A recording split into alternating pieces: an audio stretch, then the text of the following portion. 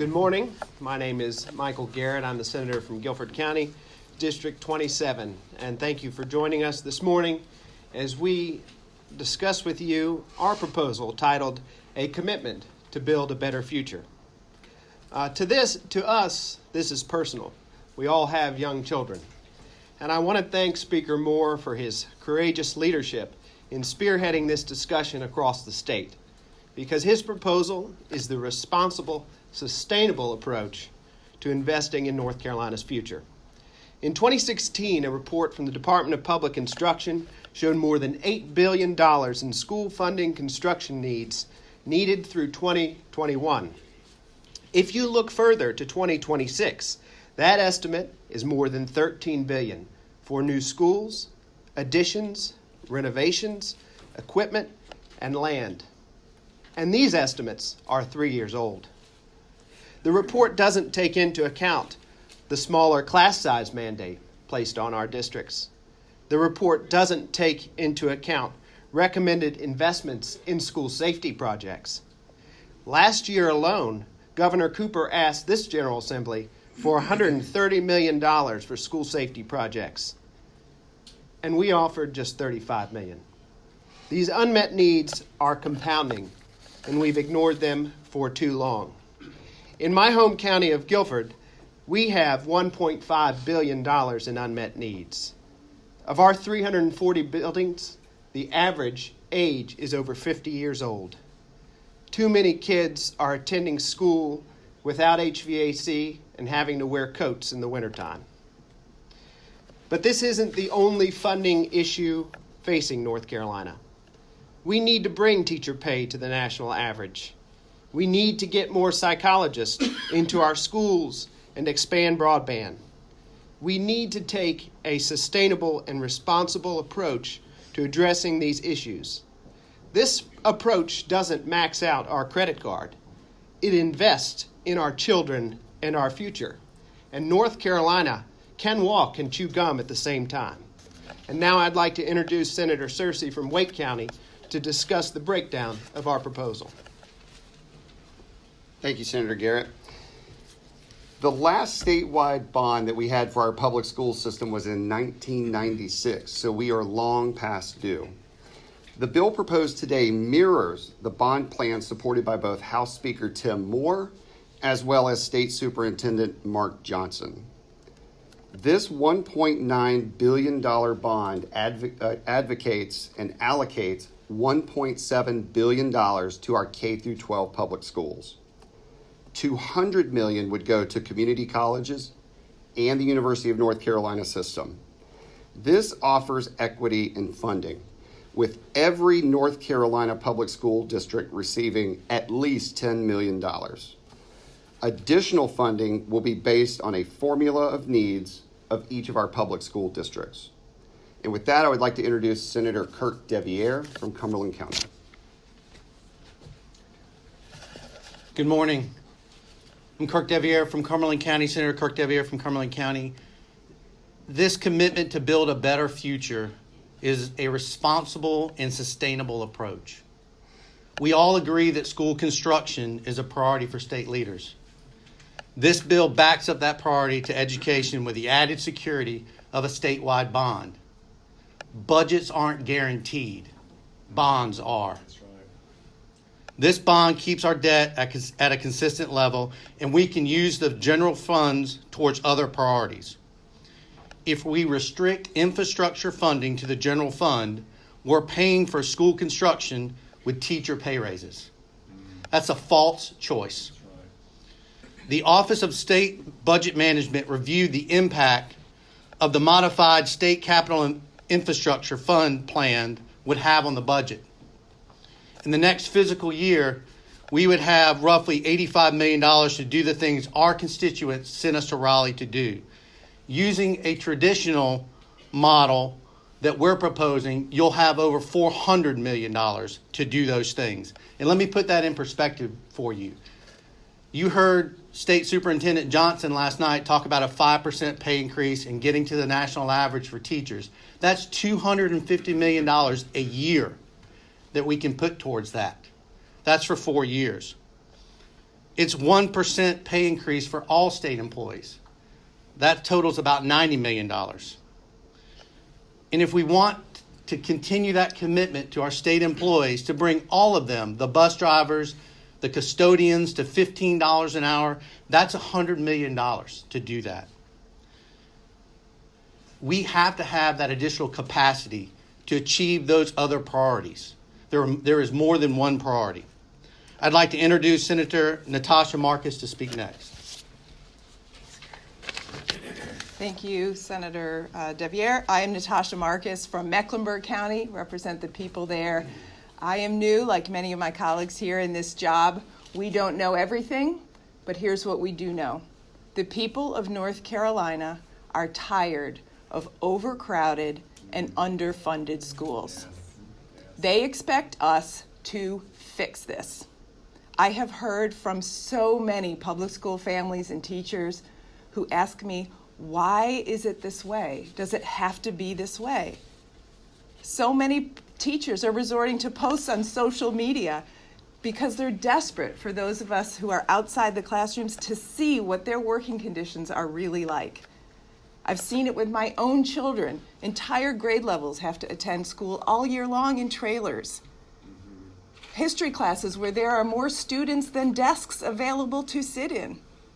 I hear from business leaders who lament the fact that we fail to invest in public education because they know, like we know, that good schools drive the economy. Just last night at at the dinner for the superintendent, he had a featured speaker, the CEO of BB&T, and he said to us that we should be ashamed that we have allowed this situation to go as long as it has. In Mecklenburg County alone, we have over $1 billion in unmet capital needs. That includes $40 million that we will need at CMS just to meet the minimum requirements under the new K-3 classroom limits.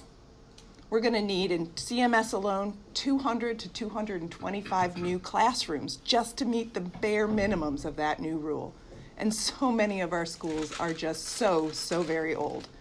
And that's true in districts throughout the state. Some have it just as bad, some have it worse.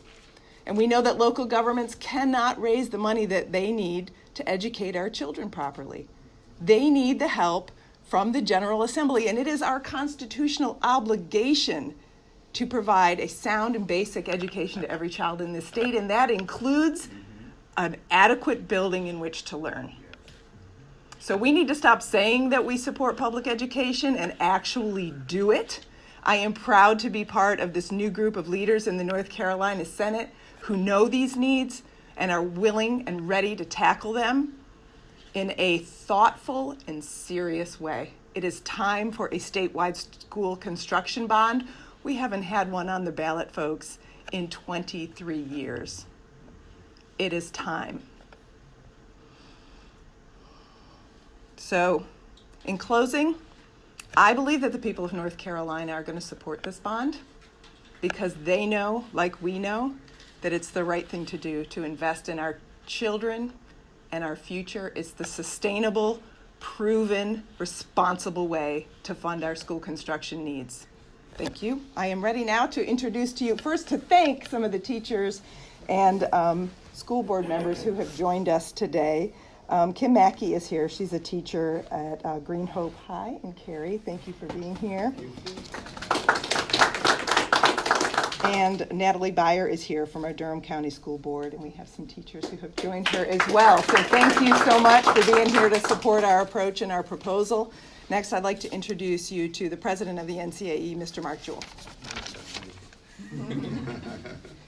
Thank you, Senator Marcus, and I want to thank the senators here raising this issue. I want to thank my colleagues. We also have Wake County President here, Kristen Beller. We also have Susan Buck from Save Our Schools organization. I am Mark Jewell.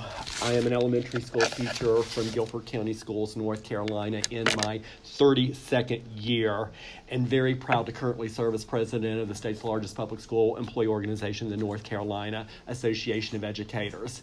And in my role as NCAE president, I have had the privilege literally to travel to Murphy, to Manteo, to visit many of the awesome schools, to see great learning and teaching going on in our classrooms.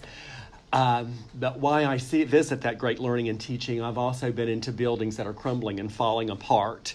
I've been into many, many classrooms where the actual classroom is a trailer that we often refer to as a learning cottage.